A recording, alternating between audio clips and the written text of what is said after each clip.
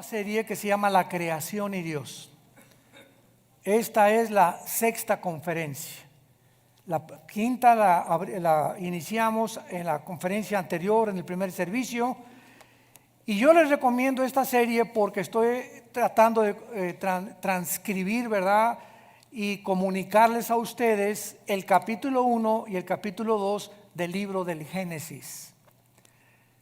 El libro del Génesis, que la palabra Génesis significa en el original orígenes, Bereshit, con B de burro en el hebreo, es el origen.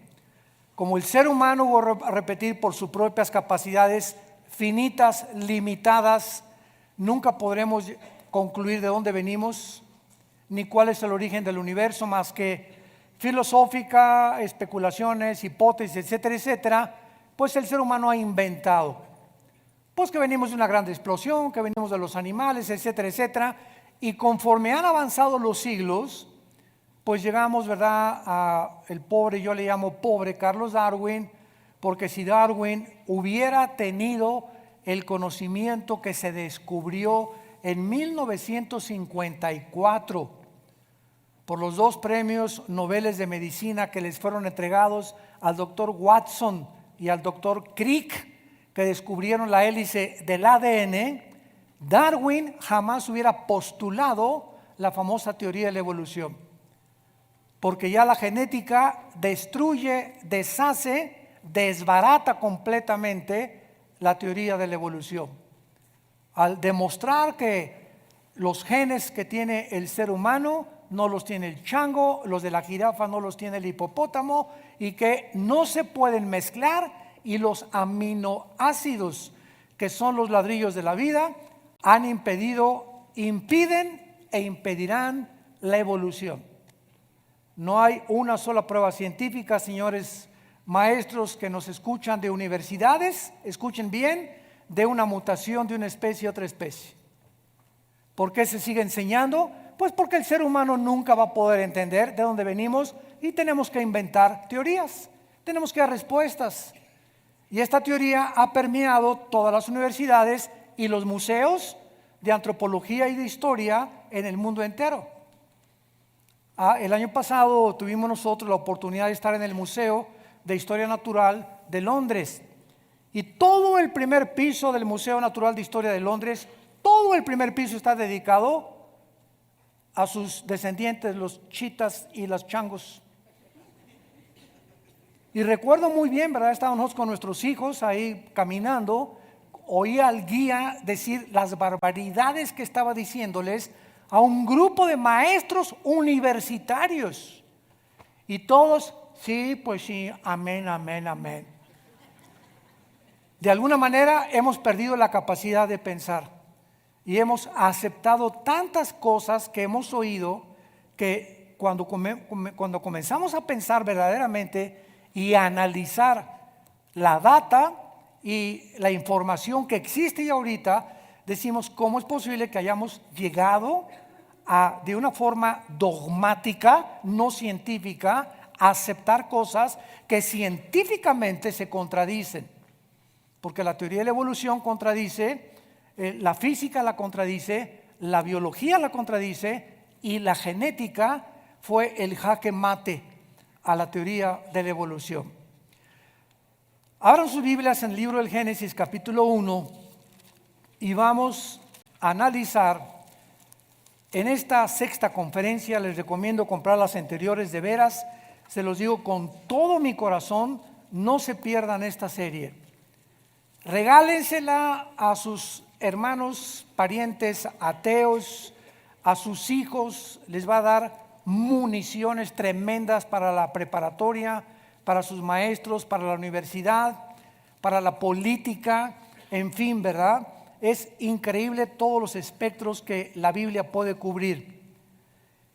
Y cuando la Biblia comienza diciendo, esto es un breve resumen nada más para que entren ustedes en materia, en el principio Dios creó los cielos y la tierra, o en el principio creó Dios los cielos y la tierra, encontramos que la Biblia comienza describiendo lo que la física hasta el siglo XVIII-XIX descubrió. En el principio, o sea que De acuerdo a la Biblia, el universo no es eterno. Tuvo un principio. Y si tuvo un principio, tiene que tener un final. Y cuando vemos nosotros que hubo un principio, ¿de qué cosa? Los que quieran apuntar, apúntenlo. Del espacio, de la materia y del tiempo. Cuando la Biblia dice en el principio Dios creó, estamos hablando en el principio del espacio, de la materia y del tiempo. Ahora bien, en el Génesis hay 3 palabras, en el primer capítulo y en el segundo capítulo, que son los que va a cubrir toda esta serie. No me voy a meter ya con el capítulo 3, no sé cuándo terminemos esta serie porque estoy apasionado por redescubrir lo que el Espíritu Santo en estos tiempos nos está iluminando, como dice en Daniel capítulo 12, los entendidos entenderán todas las cosas. Y dice en 1 Corintios 8 que lo que sabemos no lo sabemos como lo deberíamos de saber. Entonces Dios está contento cuando hay seres humanos que escudriñan, que investigan, que rascan, que pasan horas, que piensan, que meditan, que memorizan. Dios está contento porque es la orden de Dios dada por Jesús en Mateo, en Juan 5:39. Jesús dio una orden: escudriñen las escrituras, porque en ellas tenéis la vida eterna y ellas hablan de mí. Y esa palabra escudriñar significa hacer pozos, escarbar profundamente. El petróleo no se encuentra a 5 metros de la superficie de la tierra. El petróleo tiene que perforarse muchas veces kilómetros para que el precioso oro negro, como se le llama, salga a la superficie. Y una lectura superficial de la Biblia, tú puedes tener 10 años en la Biblia y no salir con Juan 3:16, Salmo 23. Y ya no has recibido el alimento sólido que Dios tiene para tu vida. Y miren, es como cuando entras a una mina y los diamantes no están en la mina, así, no están brillando, las perlas, los zafiros, el carbunclo, etcétera, etcétera, sino que están escondidos y el diamante se encuentra primero cubierto como un carbón negro. Y a través de escarbar, a través de penetrar, de estudiar, de limar, etcétera, etcétera, sacas lo precioso de esa piedra preciosa que se convierte en un diamante. Así a Dios le ha agradado ponernos como un velo, como una cortina de humo, para que no tan fácilmente podamos penetrar en su mente. Dios nos da a nosotros la labor de escudriñar. Dios nos da a nosotros la responsabilidad de tomarlo en serio, y todo estudiante de la Biblia tiene que tener forzosamente 2 libros más, un diccionario bíblico y una concordancia. Si quieres estudiar la Biblia como un estudiante serio, necesitas tu diccionario y esta palabra, ¿qué significa? Ahí te ayuda, y la concordancia para que encuentres las palabras, que esa palabra se encuentra en otros lados para que no traces herejías. Y por eso se formaron las sectas como mormones, testigos de Jehová, luz del mundo,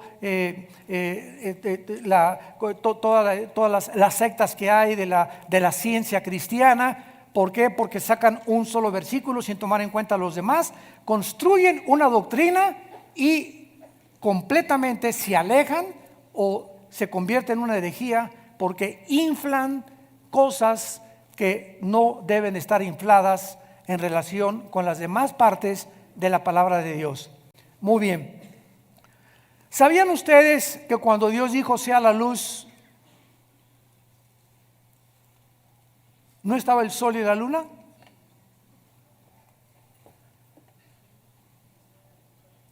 En el versículo 3 Dios dijo que sea la luz, y hasta el día 4 comenzó. El sol y la luna no fueron creados. Fueron creados en el versículo 1.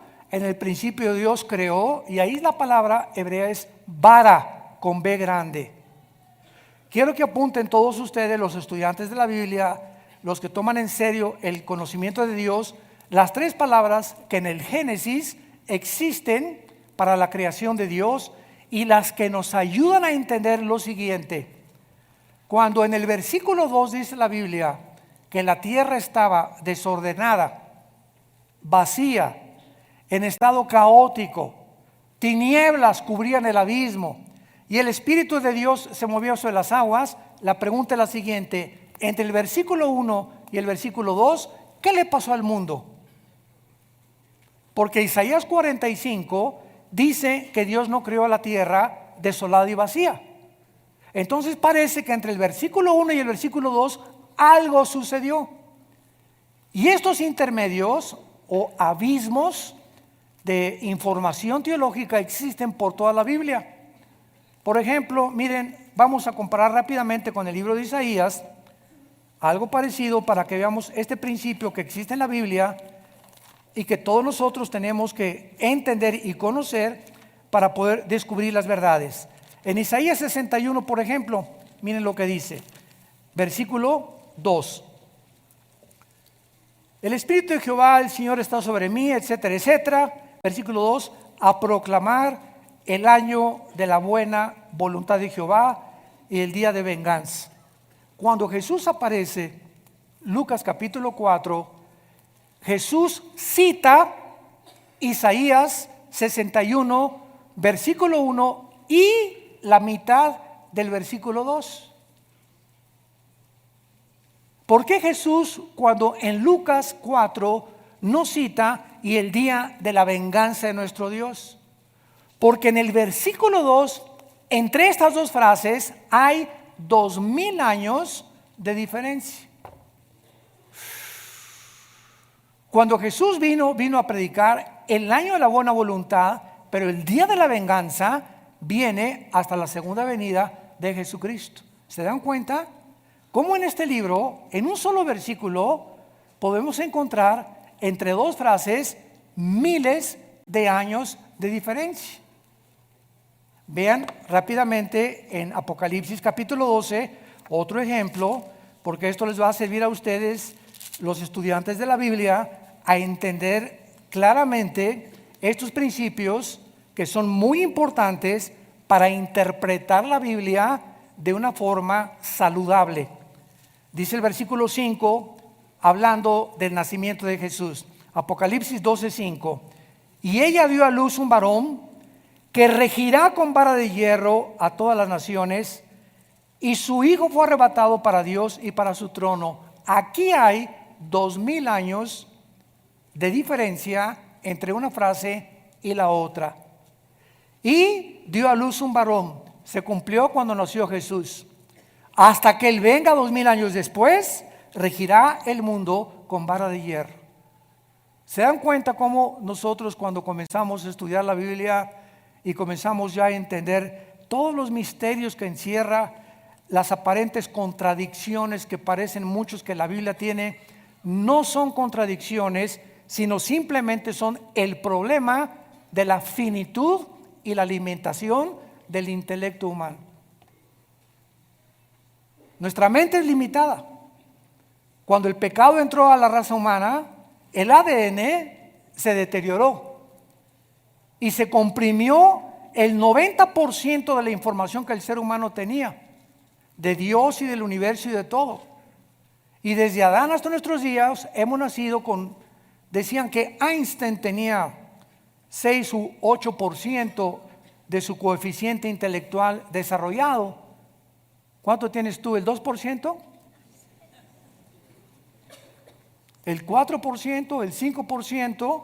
Nunca el ser humano ha llegado a imaginarse lo que la mente humana puede almacenar de información. Hay niños de 6, 7 años de edad que hablan 3 idiomas. A un niño antes de los 6, 7 años de edad le puedes enseñar 3 idiomas, hasta más. Ahora, ya que eres cristiano, si yo te invito a que pase aquí adelante, hermano Pancho, ¿podría usted recitarme de memoria el Salmo 23? Jesús es mi pastor, nadie me faltará. Sígale, nomás me aprendí eso. Ni siquiera el Salmo 23 has memorizado. Menos el 90. Menos un capítulo entero.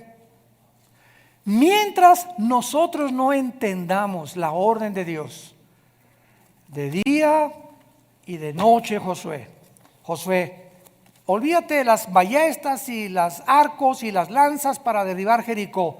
Te voy a dar el secreto de la prosperidad. Te voy a dar el secreto, Josué, para que te vaya bien todos los días de tu vida, para que seas prosperado en todo lo que tú emprendas. ¿Cuál es ese secreto, Señor del universo?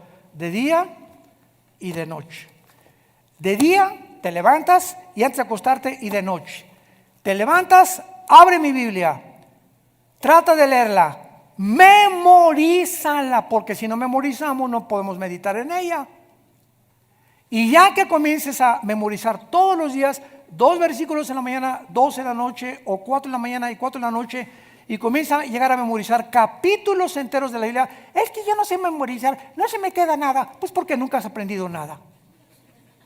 ¿Cómo quieres memorizar si nunca te pones en práctica y descubres el potencial tan tremendo que Dios nos ha dejado aquí en esta calabaza? Es impresionante el potencial que tenemos, desperdiciado, puro Calimán, puras telenovelas. De día y de noche. Hermano, yo a las 12 del día, dice de día y de noche. Yo nada más a las 5 de la tarde, dice de día y de noche. ¿Tú vas a poner las reglas? ¿Qué es la fe? Creer lo que Dios dice. Pregunta, sé honesto, ¿lo haces? Tu fe entonces es muerta. Porque si tú no practicas lo que la Biblia dice y solamente es, creo que Jesús murió en la cruz, que su mamá fue la Virgen María, resucitó, amén, amén, gloria a su nombre, Señor, pero no haces lo que Dios te está mandando, que es el principio de la vida cristiana, nunca vas a poder tener más revelación del Espíritu Santo. Las cosas no se van a mejorar en tu vida, siempre vas a ir, siempre te estás saliendo del camino, vas a perder la brújula simplemente por desobediencia. No, pero yo te creo, dichoso el varón que medita día y noche en la palabra de Dios, porque será como un árbol plantado, Salmo 1, que da su fruto a su tiempo, su hoja no cae, y todo lo que hace prosperará. Serás como un árbol que estás. La Biblia es la fuente que nos llena, nos prospera, y Dios ha ligado y ha relacionado mi contacto con este libro con mi salud, con mi prosperidad mental, con mi equilibrio mental, con mi salud emocional, para que yo pueda vivir para Él. Ahora, si entre el versículo 1 y el versículo 2 hay un abismo, y este abismo, escuchen, es de millones de años. Porque en el versículo 3 en adelante del capítulo 1 del Génesis comienza Dios la recreación del mundo. ¿Qué quiero decir? Que antes de que Dios pusiera al hombre en la tierra, y antes que Dios creara las plantas, o pusiera las plantas y pusiera en movimiento el sol y la luna, etcétera, etcétera, la Biblia nos revela que este planeta donde tú y yo estamos ahorita viviendo ya estuvo ocupado por los ángeles. Y que cuando vino una rebelión angelical, hubo un caos en este planeta que Dios tuvo que juzgar e inundar el planeta Tierra con agua. Y entonces, en el versículo 1, dice en el original hebreo, Bereshit bara Elohim hasamayin haaretz. Eretz, que es la palabra tierra, es seca. ¿Qué le pasó en el versículo 2? Que en el versículo 2 la tierra parece cubierta de agua completamente, donde Dios tiene que en el cuarto y quinto día separar las aguas y subirlas para que se forme la atmósfera y abajo queden las nubes nada más. Algo le pasó a la tierra, que se produjo un caos y una desolación, como lo dice el versículo 2. Y las palabras que usa Dios en el versículo 2, la tierra estaba desordenada y vacía, son las palabras hebreas tohu y bohu, con T de tío y B de burro. Tohu con H intermedia y bohu. Y estas dos palabras significan estado caótico, estado completamente de un desastre. Dios, dice la Biblia, vayamos a Isaías 45, no creó la tierra tohu bohu, desordenada y vacía. Isaías 45, versículo 18, porque así dijo Jehová, que creó, y ahí es la palabra bara, cuando la creó de la nada, que creó los cielos, Él es Dios. El que formó, ahí se usa otra palabra, yatzar con Y, que significa darle forma. Esto es importantísimo para entender la creación de Dios. De la nada creó la materia Dios. Y comenzó el tiempo, el espacio y la materia. Y ya que Dios creó los cielos y la tierra, Dios comenzó a darles forma. Porque vamos a ver en Isaías 40 y en Job 38, que cuando Dios creó la tierra no la creó en estado de desolación. Dice en Job 38, lo vamos a ver en unos momentos, que cuando Dios creó la tierra, los ángeles, que se usa en la Biblia, hijos de Dios, siempre que tú veas en el Antiguo Testamento, hijos de Dios, es la palabra hebrea, Ben Elohim. Y solamente se usa 6 veces en todo el Antiguo Testamento. Y las 6 veces se refiere a los ángeles de Dios. Entonces cuando en Job 38, del 4 en adelante, dice que Dios formaba la tierra y le puso medidas.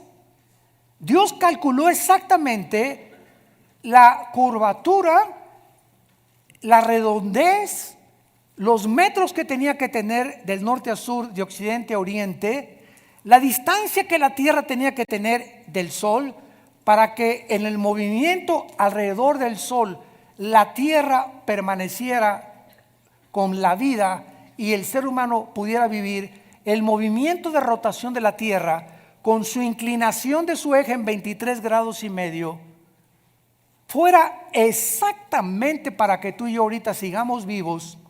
Todo eso Dios no solamente dijo que la tierra es así y que brolla y que comienza a girar y que le dé la vuelta al sol. Lo pudo haber hecho, pero no lo hizo así, porque Dios quería dejarnos a nosotros la información de que Él es el arquitecto por excelencia de todo lo que Él hace. Y todo lo que hace Dios, hay un propósito detrás. Y detrás de ese propósito está su sabiduría. Y cuando tú comienzas a entender la sabiduría de Dios, comienzas a adorarlo, a bendecirlo. Y comienzas a entender las circunstancias que te pasan en tu vida. ¿Por qué hubo este choque? ¿Por qué perdiste el ser familiar? ¿Por qué hay tsunamis? ¿Por qué primiste estas cosas? Y comienza a tener sentido todo, porque comenzamos a penetrar en su mente. Y sus pensamientos no son nuestros pensamientos. Ese es el problema de los ateos. ¿Cuál es el problema de los ateos?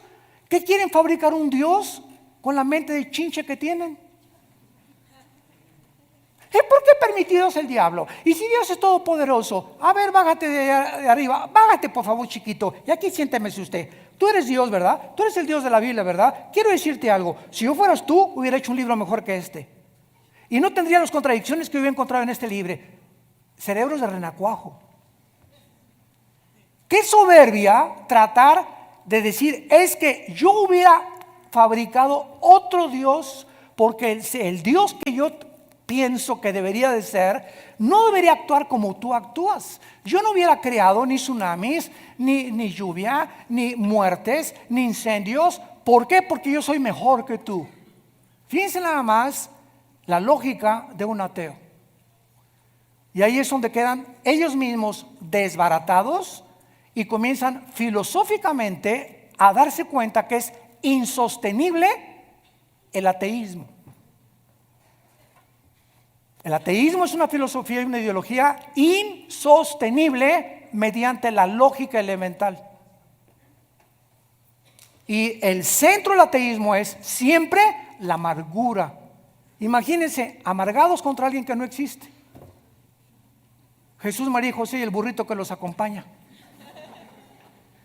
Así acabó Jean-Paul Sartre, el filósofo del existencialismo en 1963 en Francia.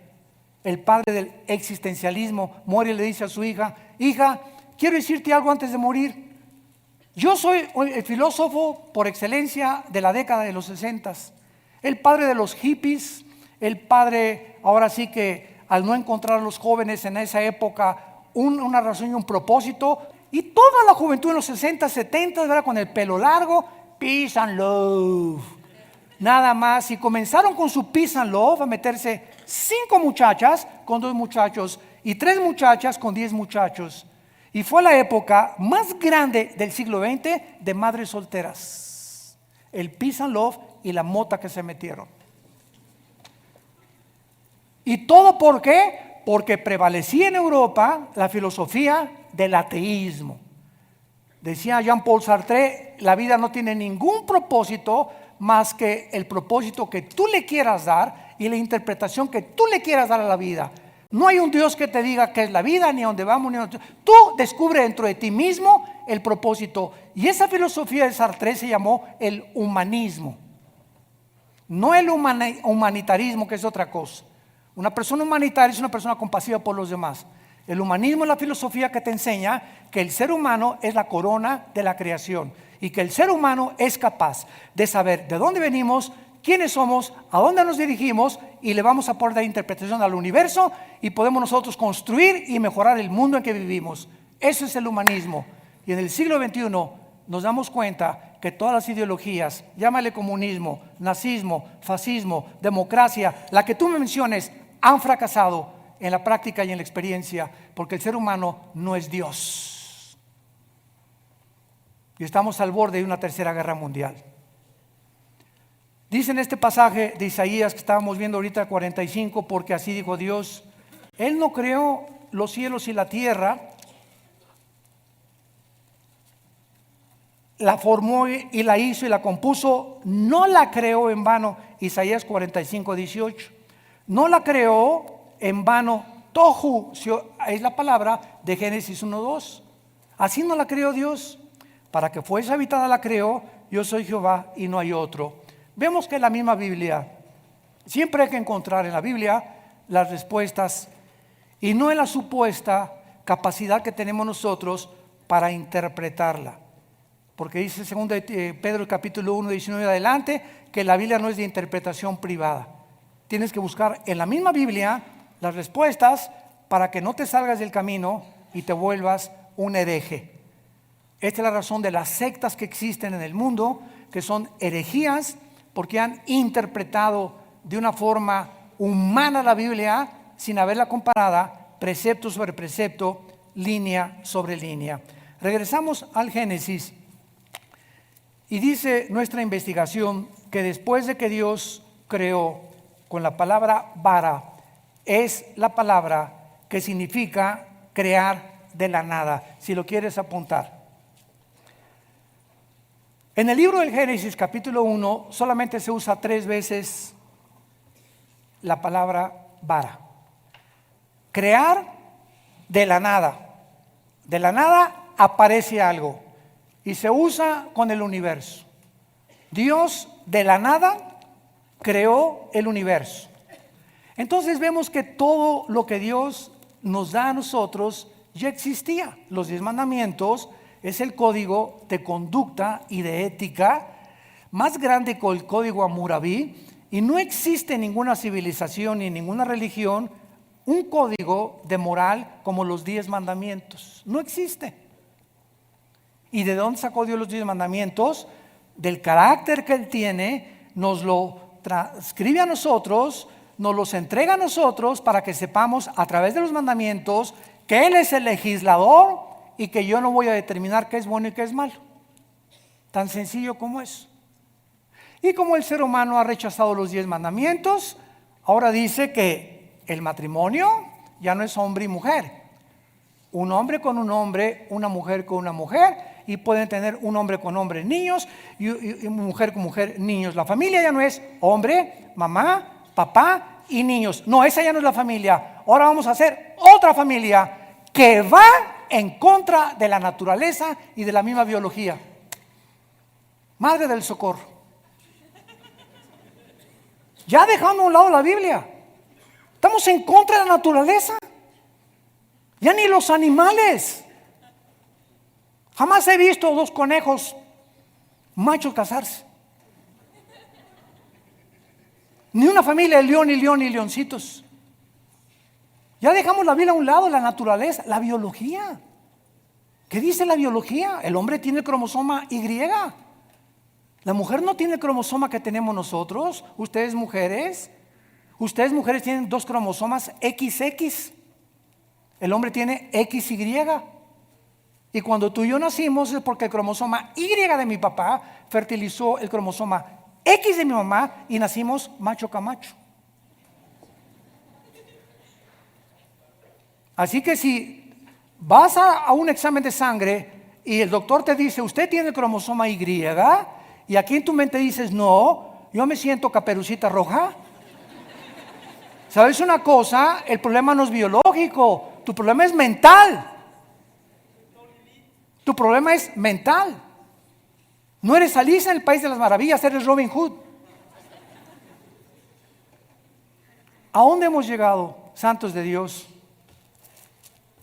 Por ir en contra de este maravilloso libro que nos deja el camino, la verdad y la vida. Vayamos a Job capítulo 38 y veamos que antes de nosotros ya existía un mundo de seres angelicales creados por Dios y que ellos estuvieron presentes cuando Dios, ya que creó la tierra, la formaba, le ponía las medidas, la pesaba y le comenzaba a dar la vida para que fuera posible habitarla. Dice Job 38, 4 en adelante. ¿Dónde estabas tú cuando yo fundaba la tierra? Es la primera pregunta que Dios le hace a Job y que ninguno de ustedes, ni yo ni nadie, puede contestar. ¿Cuál es la respuesta? Nos pregunta Dios, ¿dónde estabas tú cuando yo fundaba la tierra? La respuesta es, Señor, no había nacido. Esa es la respuesta. Muy bien, vamos bien, has contestado perfectamente bien. Vamos a seguir esta línea de lógica. Si tú no habías nacido, ¿podrías entonces decirme cómo comenzó la tierra y el mundo? No, Chepo. Claro que no sabes. ¿Por qué no sabes? Porque para que sea científico tiene que ser repetitivo. Mientras la ciencia no compruebe una teoría, y para que la ciencia compruebe una teoría tiene que ser repetitivo a través de la observación de los fenómenos de un tubo de ensayo, entonces se le da el valor de científico y no de pseudocientífico. Entonces, si ninguno de nosotros habíamos nacido cuando comenzó todo, es imposible por los métodos que nosotros llamamos científicos que podamos llegar a concluir cómo comenzó el universo y de dónde venimos nosotros. ¿Por qué fuimos creados? ¿Por qué existimos? ¿Por qué pensamos? ¿Por qué tenemos una conciencia? ¿Por qué somos seres morales? ¿Por qué somos diferentes a los animales en la conciencia y en la conciencia que tenemos de Dios? Porque la Biblia nos muestra que fuimos creados a su imagen y semejanza como agentes morales. Y cuando el ser humano rechaza la información de Dios, el ser humano se convierte en Dios y comenzamos a salirnos completamente del corral y los lobos se están comiendo a la humanidad con ideologías, con ciencias, con inmoralidad y con todo lo que existe a nuestro alrededor. ¿Dónde estabas tú cuando yo fundaba la tierra? Vean el propósito de esta pregunta. Házmelo saber si tienes inteligencia. O sea, nuestra inteligencia, o a los que llamamos nosotros inteligentes, no nos sirve para poder descubrir el origen del mundo. ¿Ok? La inteligencia que llamamos nosotros inteligencia no nos sirve para poder concluir cómo comenzó el universo. Y entonces, como no sabemos, los científicos han usado 96, apúntalo, 96 métodos para datar la edad del universo. Entre estos 96 métodos científicos se encuentra el más cercano a todos, que se llama el carbono 14.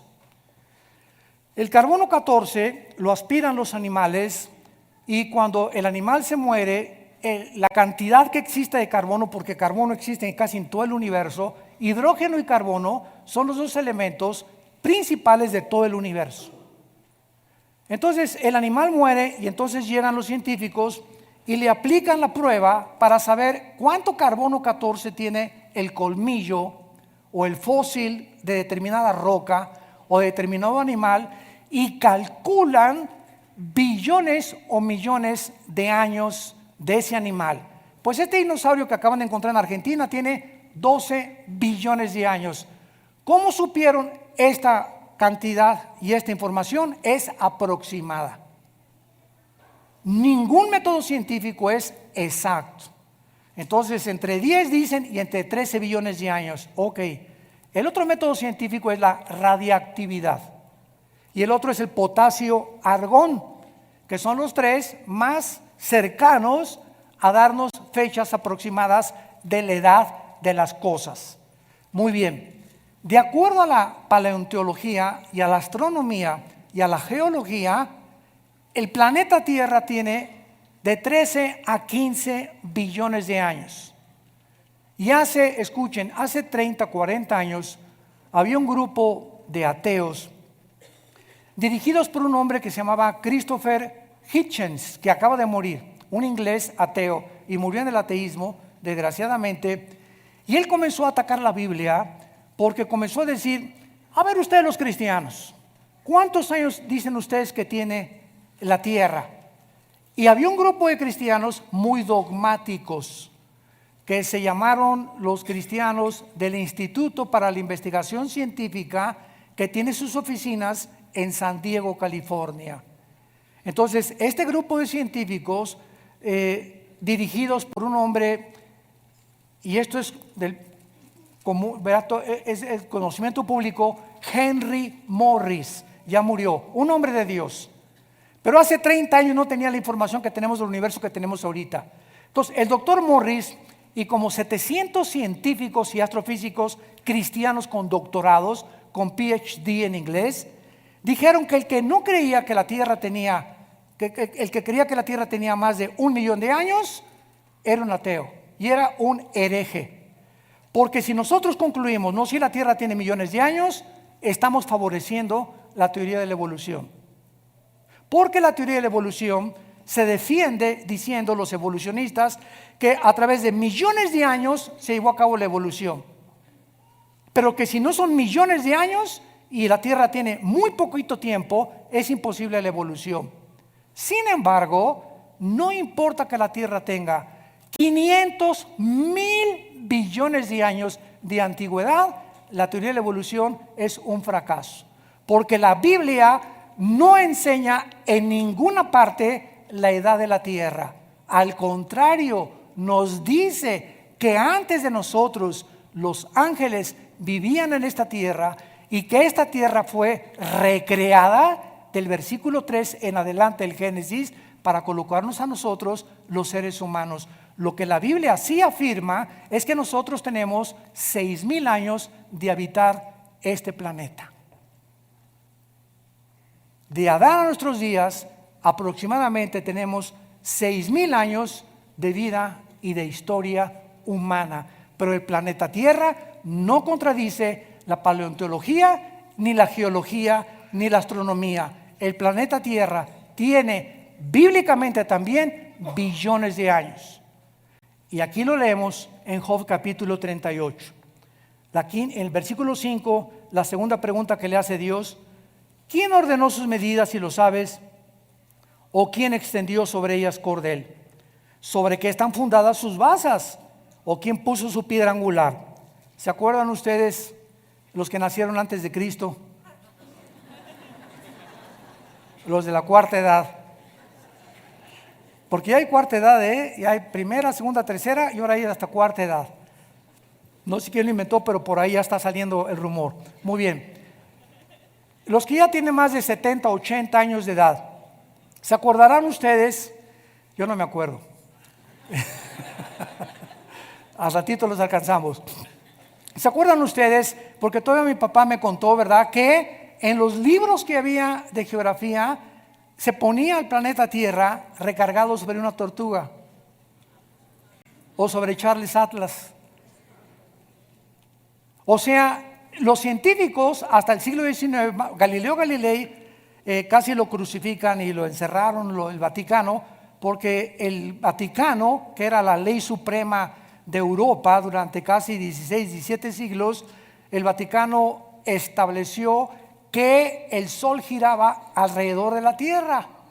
Y cuando Galileo Galilei, 1620, 1630, descubre que es la Tierra la que gira alrededor del Sol, chocó contra la ortodoxia y el dogmatismo del Vaticano y lo condenaron.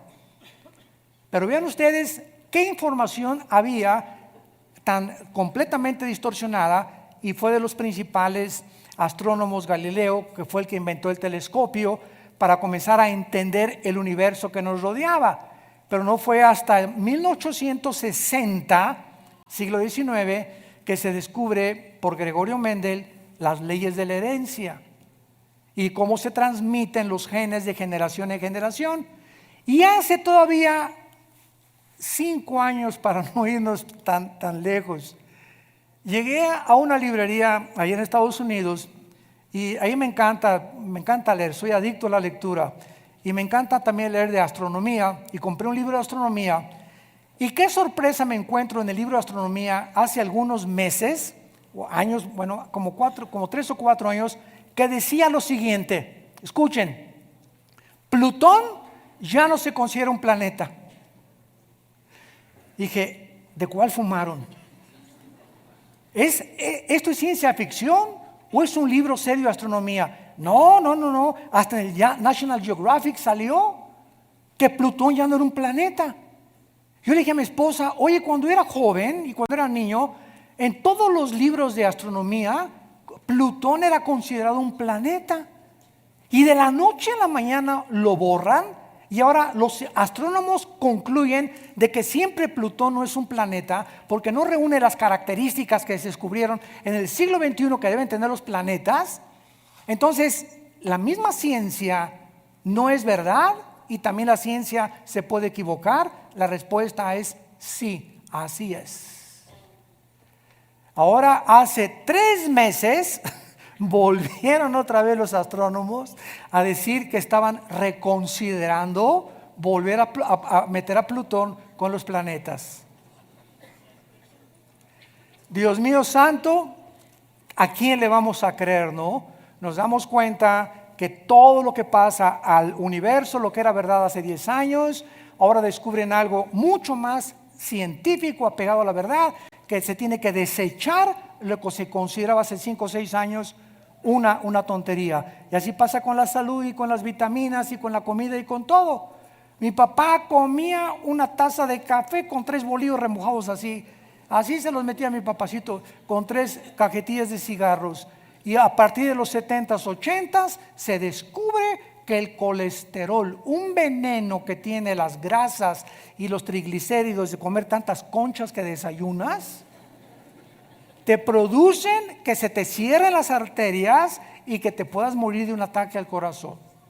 Cosa que hace 40, 50 años no se consideraba maligno.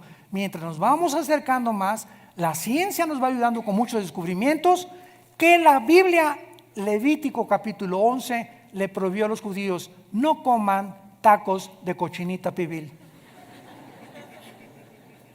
No comas moronga, no comas chorizo, no comas cosas, sobre todo si pasas del 4º o 5º piso. Un joven puede tomarse 3 o 4 tacos al pastor, pero cuando pasamos del 5º piso, cuidado con lo que comemos. No podemos tener el lujo de comer lo que comíamos lo que comen nuestros hijos. ¿Por qué? Porque ya avanzamos a una edad en que tenemos que entender que eso para nosotros ya es algo venenoso y dañino para nuestra sangre. Y la Biblia lo decía desde hace más de 5,000 años: no coman grasas de los animales. Qué increíble es la palabra de Dios. Y en penúltimo lugar, dice aquí en Job capítulo 38, preguntándole a Job sobre qué están fundadas sus basas: nadie sabía hace algunos años que la tierra se sostiene en el aire. Ahí está la luna. ¿Quién la sostiene? Ahí está parada enfrente de nosotros. ¿La vieron anoche? Estaba increíble, luna llena, preciosa. Y te quedas mirando y le dices, pero ¿cómo puede esa masa de materia estar flotando en el espacio, contradiciendo las leyes de la física? Las mismas leyes de la gravitación, que un cuerpo menos pesado que el aire es atraído hacia el centro de la Tierra. ¿Quién sostiene ahí la luna, la Tierra? Y al mismo tiempo la Tierra girando. Todas estas cosas le pregunta Dios a Job, y Job fue escrito hace 5.500 años. Job tiene la antigüedad del libro del Génesis. ¿Sobre qué está fundada? A ver, hasta el siglo XIX-XX se descubrió que no era una tortuga la que sostenía la Tierra, ni era Charles Atlas, sino una fuerza que mantiene la gravitación y las fuerzas de inercia para que el universo pueda y las galaxias irse extendiendo una de las otras para que no choquen unas con otras y pueda sobrevivir el planeta Tierra. Y finalmente le dice Dios a Job, versículo 7, Job 38, cuando alababan todas las estrellas del alba y se regocijaban todos los hijos de Dios. O sea que cuando la tierra fue formada, calculada, sus dimensiones, su peso y todo lo que Dios hizo con este planeta, los ángeles existían antes que nosotros. ¿Y cómo sabemos que los ángeles vivían en este planeta? Vayamos para terminar en Ezequiel capítulo 28. Todo tenemos que recorrer a la Biblia y demostrarlo con la Biblia. ¿De qué? ¿Qué cosa? Cuando Adán y Eva son puestos en el huerto del Edén, ¿quién estaba ahí? ¿Caperucita Roja?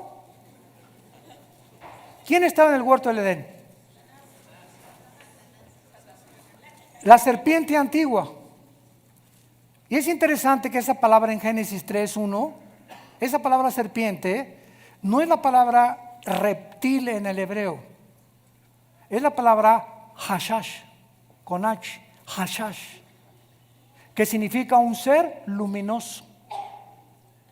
O sea, no era una serpiente literal, era el mismo Lucifer que ya estaba en estado caído, ahí en el huerto del Edén, cuando la primer pareja fue puesta en el planeta Tierra. Conclusión, ¿en qué día fue creado Lucifer? No fue creado en los 6 días de Génesis capítulo 1, porque ellos ya existían antes. ¿Cuándo fueron creados? Antes del versículo 2, cuando dijo Dios, en el principio fueron creados los cielos y la tierra. El principio está aquí, y ese principio tuvo millones de años con la creación de los ángeles, y entonces después de que vino la rebelión satánica, Dios comienza la recreación después de millones de años que el universo ya existía, y nos pone a nosotros para que nosotros seamos el instrumento de Dios para destruir la rebelión angelical. Para Dios demostrarle que criaturas infinitamente menos sabias, más pequeñas que los ángeles y que de la sabiduría diabólica, con Jesucristo éramos más que vencedores. Gloria a su nombre. Gracias, Señor. Rápidamente, Ezequiel 28, versículos 12 y 13, está hablando de la creación de Lucifer. Vean lo que dice la Biblia cuando Dios creó a Lucifer. Hijo de hombre, levanta endecha sobre el rey de Tiro y dile, así ha dicho Jehová el Señor, tú eras el sello de la perfección, lleno de sabiduría y acabado de hermosura. Rápidamente nos detenemos ahí. ¿Por qué Dios le asigna al rey de Tiro a Lucifer? ¿De quién está hablando? ¿De un rey o está hablando de Lucifer? ¿Qué nos enseña esto? Desde el Antiguo Testamento la Biblia nos enseña que detrás de las personalidades humanas se encuentran principados demoníacos. Y dice Apocalipsis 16 que cuando venga la guerra del Armagedón, los principados satánicos y los demonios van a controlar a todos los gobernantes de las naciones del mundo. O sea que detrás de los reyes y los gobernantes existen entidades espirituales de maldad. Así que esta es la razón por la cual comienza introduciéndonos el rey de Tiro, y sabemos que el rey de Tiro no hay nadie que haya sido el sello de la perfección. Y ya el versículo 13 nos lo aclara. En Edén, en el huerto de Dios estuviste.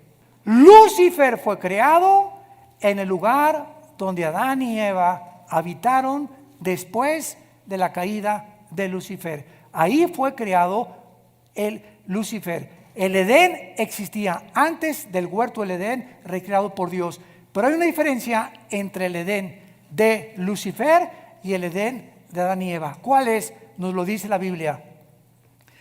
De toda piedra preciosa era tu vestidura, de cornalina, de topacio, de jaspe, de crisólito, berilo, onice, zafiro, carbunclo, esmeralda. Los primores de tus tamboriles y flautas estuvieron preparados para ti el día de la creación. Tú, querubín grande protector, te puse en el santo monte de Dios. Ahí estuviste en medio de las piedras y del fuego que tú paseabas. La frase, el monte de Dios, siempre en toda la Biblia se refiere a Jerusalén. De ahí viene la palabra Sión. Es el monte de Dios. Ahora, el Edén donde estaba Satanás era un huerto, no de frutas ni de árboles, era un huerto de piedras preciosas.